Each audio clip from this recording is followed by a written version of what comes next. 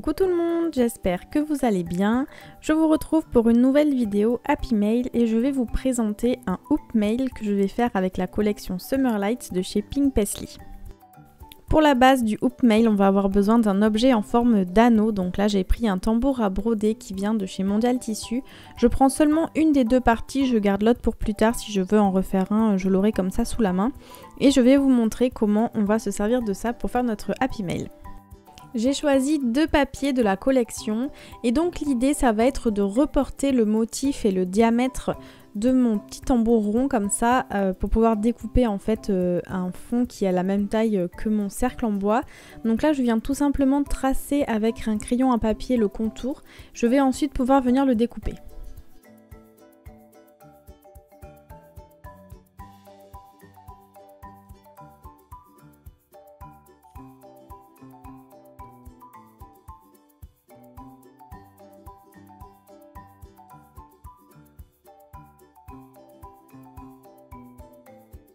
Une fois que j'ai découpé mon cercle, je viens repositionner mon petit tambour pour voir si ça correspond bien. Et là je vois qu'à des endroits j'avais dû bouger en traçant le motif et du coup c'était pas parfaitement rond et ça dépassait un petit peu du cercle. Et donc j'ai simplement retaillé en fait les parties qui dépassaient. Et donc là le fond est prêt. Je passe maintenant à mon second papier et là je vais tracer en fait le motif du devant. Donc cette fois-ci on ne fait pas un cercle entier mais simplement un demi-cercle. L'idée étant en fait de créer avec ce tambour et ces deux papiers qui seront collés à l'arrière et à l'avant un système de pochette dans lequel on va pouvoir insérer des goodies. Donc là en positionnant l'avant sur le tambour, je me suis rendu compte que la pochette était un petit peu trop haute à mon goût, donc je l'ai simplement retaillée légèrement pour qu'elle soit un petit peu plus petite.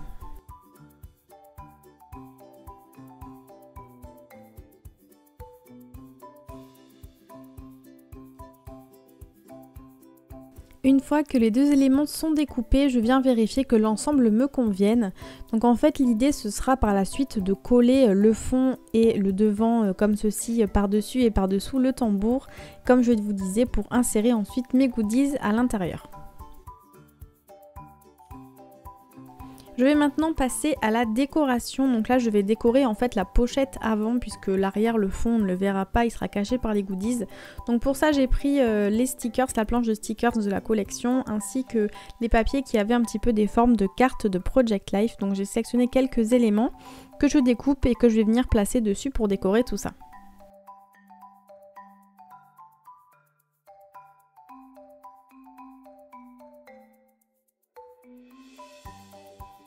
Là, en recoupant la petite carte de gauche qui était un petit peu trop épaisse, j'ai vu que le fond c'était un motif bleu et blanc à rayures que je trouvais super sympa.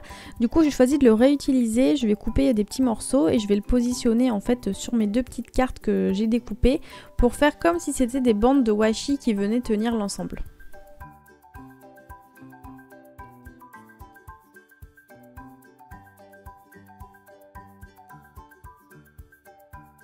Pour coller le tout, j'ai choisi de prendre ma colle liquide Zig2Way. Donc je vais d'abord coller les petites cartes qui sont au fond et par-dessus je collerai mes petites bandes de papier que j'ai découpées.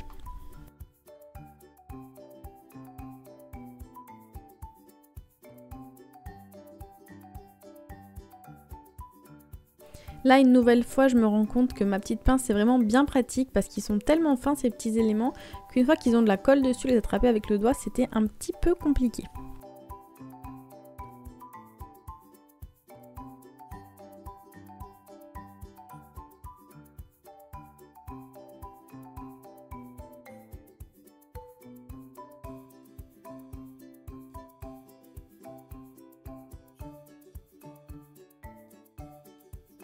Maintenant que la base de la décoration de ma pochette est prête, je vais terminer de décorer avec la planche de stickers donc de la collection.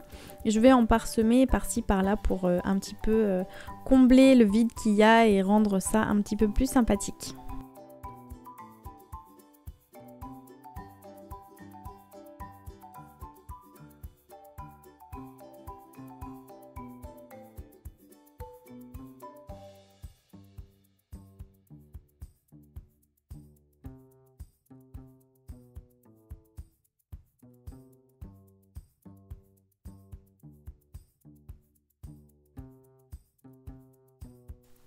J'ai pris ensuite des demi-perles de chez Nuvo, donc en fait je les prépare en avance sur des feuilles d'acétate et je viens les décoller quand j'en ai besoin. Et je les ai collées avec la colle Zig to Way, toujours je pose un petit point de colle et je les positionne avec ma petite pince par-dessus le point de colle que je viens de faire. Là j'ai pas montré comment j'avais fait pour les sortir de la feuille d'acétate parce qu'en fait ils étaient super bien collés. Je pense qu'ils ont eu chaud avec le temps qu'il a fait dernièrement et j'ai eu beaucoup de mal à les sortir en fait sans les abîmer, donc c'est bon à savoir, s'il fait trop chaud malheureusement ça vieillit mal. Je continue en prenant une chute d'un papier que j'ai utilisé tout à l'heure et je vais faire en fait des tags. Donc j'ai pris mon mini massicot de chez Tonic, que j'aime beaucoup d'ailleurs, et je suis venue découper des petites bandes de papier que j'ai repliées en deux pour pouvoir faire 2 mini tags. Je me sers ensuite de mon tapis de coupe pour tracer un repère à peu près au milieu de mon tag et je vais venir perforer le bout avec ma perforatrice qui fait des ronds tout simples.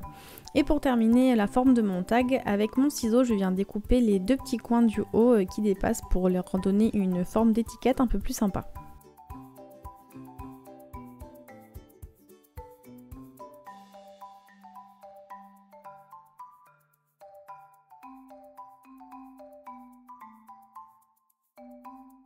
Pour le tag de gauche, je trouvais le fond un petit peu tristouné parce qu'il est vraiment bleu tout simple.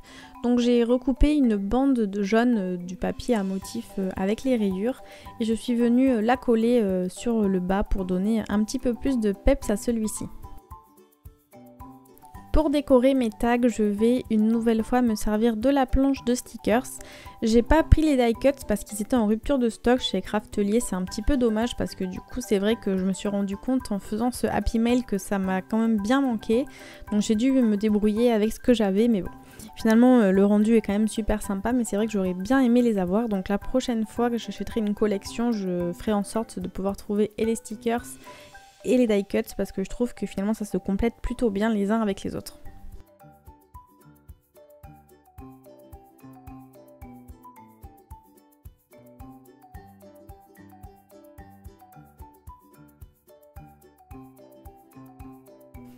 Pour terminer mes tags, je vais appliquer les Crystal Drops de chez Nuvo, donc celle-ci c'est la couleur qui est transparente, c'est vraiment super joli.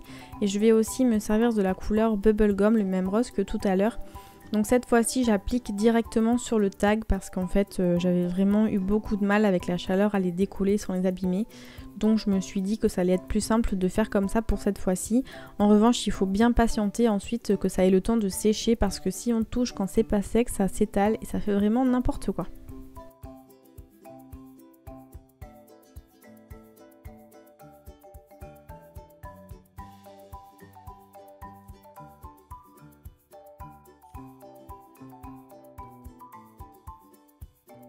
Une fois que mes tags sont bien secs, sur celui de droite, j'ai rajouté quelques stickers parce que je trouvais qu'il manquait un petit peu de vie, donc j'en ai rajouté quelques-uns pour le compléter. Donc voilà ce que ça donne. Moi j'aime beaucoup l'effet des transparents, comme je vous le disais, on dirait un petit peu des gouttes d'eau, c'est vraiment super sympa. Pour terminer ces tags, je vais prendre un petit morceau de cordelette dans les bleus un petit peu brillants, ça fait très couleur de l'océan, donc c'était parfait pour aller avec mon thème. Et je suis venue les accrocher au niveau des petits trous que j'avais fait.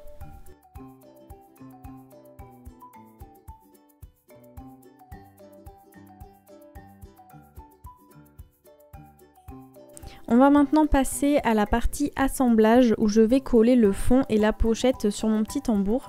Donc là j'ai pris simplement mon pistolet à colle et là l'idée c'est d'être assez rapide pour pouvoir poser le point de colle sur le bois et vite venir poser le papier par dessus avant que la colle ne sèche, sinon ça ne collera pas. Et donc il faut en poser à des intervalles assez réguliers pour éviter qu'il y ait un trou.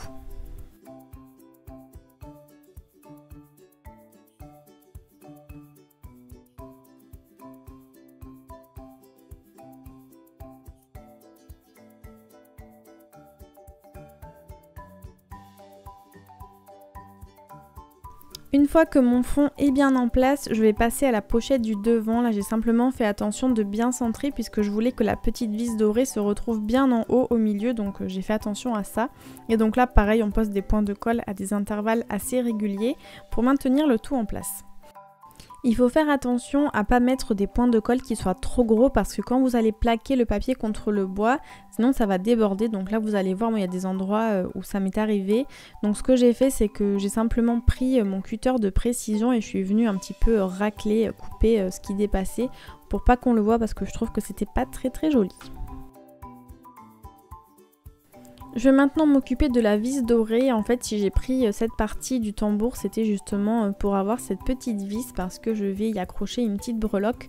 Donc en fait, j'ai pris un petit bout de corde, une petite perle en bois et j'ai mis une breloque en forme de poisson pour aller dans le thème et je suis venue l'accrocher tout autour pour faire un petit peu une pampille qui va pendre quand on va attraper le petit tambour. Et maintenant que mon hoop mail est terminé et décoré, je n'ai plus qu'à venir y insérer les goodies que j'avais prévus pour ma correspondante.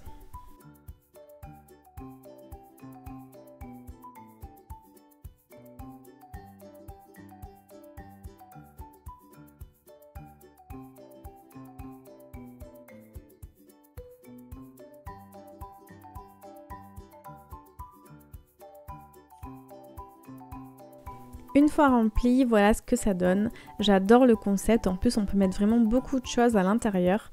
Je vous montre comme d'habitude quelques photos un petit peu plus en détail pour que vous puissiez mieux vous rendre compte de l'ensemble.